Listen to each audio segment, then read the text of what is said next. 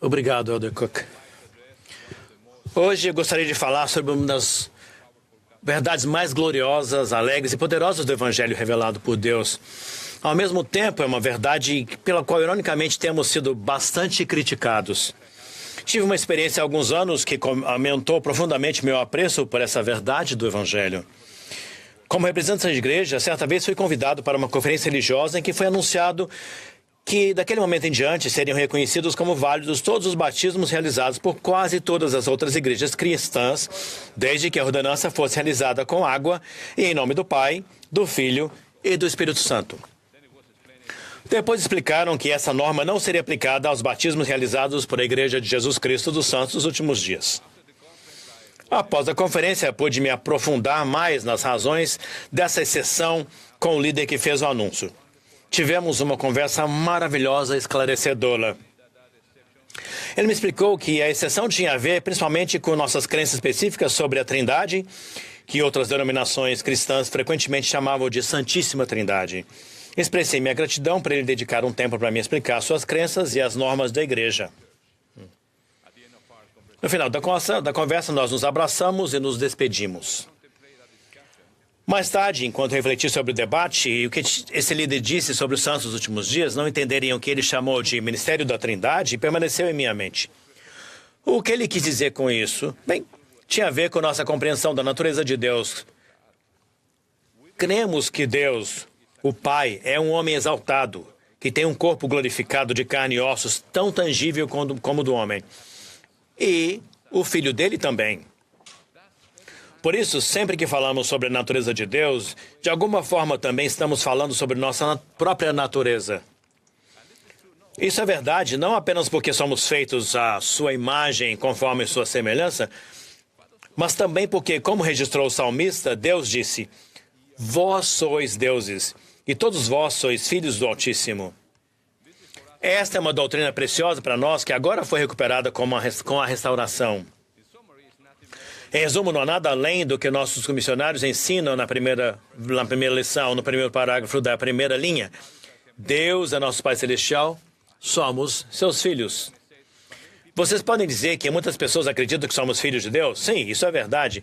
Mas o entendimento delas pode ser um pouco diferente em relação ao significado mais profundo que afirmamos. Para os santos dos últimos dias, esse ensinamento não é metafórico.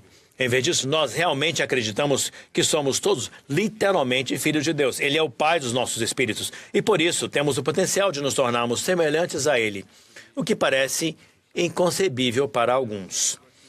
Já se passaram mais de 200 anos desde que a primeira visão abriu as portas para a restauração. Na época, o jovem Joseph Smith buscou orientação do céu para saber a qual igreja se filiar. Por meio da revelação que recebeu naquele dia e em revelações posteriores que lhe foram dadas, o profeta Joseph obteve conhecimento sobre a natureza de Deus e nosso relacionamento com Ele como seus filhos. Por causa disso, aprendemos mais claramente que nosso Pai Celestial ensinou essa preciosa doutrina desde o início. Eu gostaria de citar pelo menos 2 experiências das Escrituras para ilustrar isso. Vocês devem se lembrar das instruções de Deus a Moisés conforme registradas na Pérola de Grande Valor. Lemos: Deus falou a Moisés dizendo: eis que eu sou o Senhor Deus Todo-Poderoso, e infinito é o meu nome. Em outras palavras, Moisés, quero que saibas quem eu sou. Depois acrescentou: e eis que tu és meu filho. Mais tarde ele disse: e tenho uma obra para ti, Moisés, meu filho, e tu és a semelhança de meu unigênito. E finalmente ele encerrou com: e agora eis que te mostro isto, Moisés, meu filho. Parece que Deus estava determinado a ensinar a Moisés pelo menos uma lição. Você é meu filho. Que ele repetiu pelo menos 3 vezes e ele sequer menciona o nome de Moisés sem acrescentar imediatamente que ele era seu filho. No entanto, depois que Moisés foi deixado sozinho, ele se sentiu fraco porque não estava mais na presença de Deus. Foi quando Satanás veio tentá-lo. Vocês conseguem ver um padrão aqui? A primeira coisa que ele disse foi: Moisés, filho de um homem, adora-me. Nesse contexto, o pedido de Satanás para adorá-lo pode ter sido apenas uma distração. Uma grande tentação para Moisés, naquele momento de fraqueza, era ficar confuso e acreditar que ele era apenas um filho de homem, em vez de um filho de Deus. E aconteceu que Moisés olhou para Satanás e disse: Quem és tu? Pois eis que eu sou um filho de Deus, à semelhança de seu unigênito. Felizmente, Moisés não estava confuso e não se deixou distrair. Ele havia aprendido a lição de quem ele realmente era. A próxima história encontra-se em Mateus 4. Estudiosos a chamaram de as 3 tentações de Jesus, como se o Senhor tivesse sido tentado apenas 3 vezes. E é claro que isso não é verdade. Como sabemos, o capítulo começa explicando que Jesus tinha ido para o deserto e, tendo jejuado 40 dias e 40 noites, depois ele teve fome.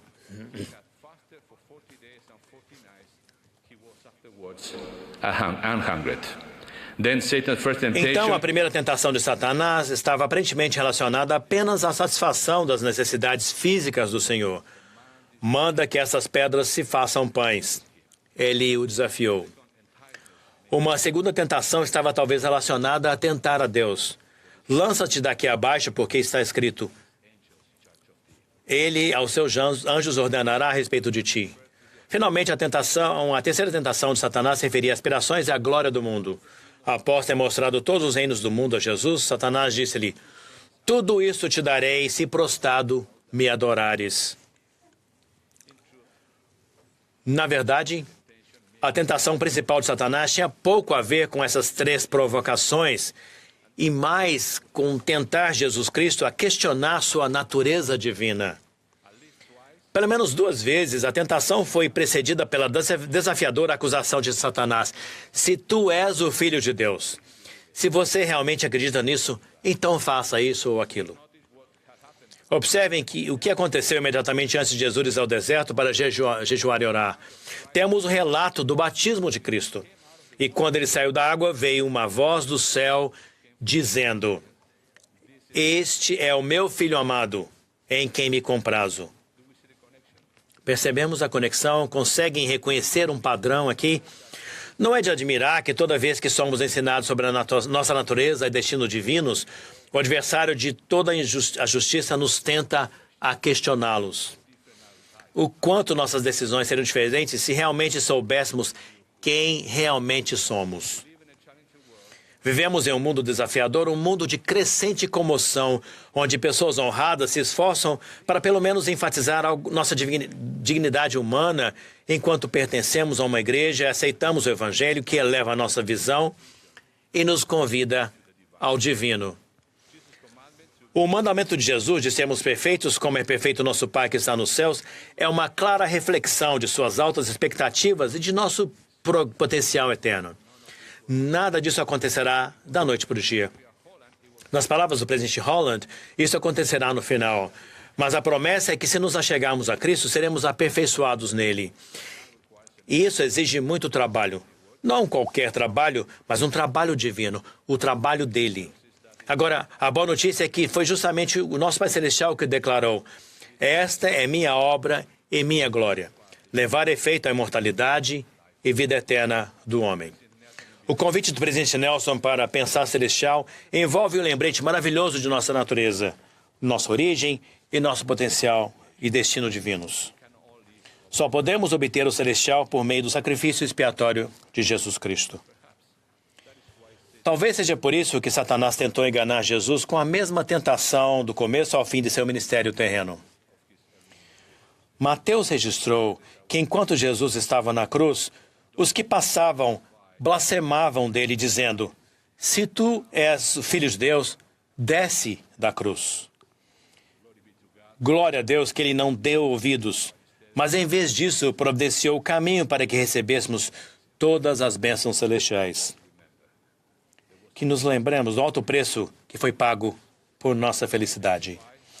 Testifico, como o apóstolo Paulo, que o mesmo Espírito testifica com o nosso Espírito que somos filhos de Deus. E se nós somos filhos de Deus, somos logo herdeiros também, herdeiros de Deus e co-herdeiros de Cristo, se porventura com Ele padecemos, para que também com Ele sejamos glorificados. Em nome de Jesus Cristo. Amém.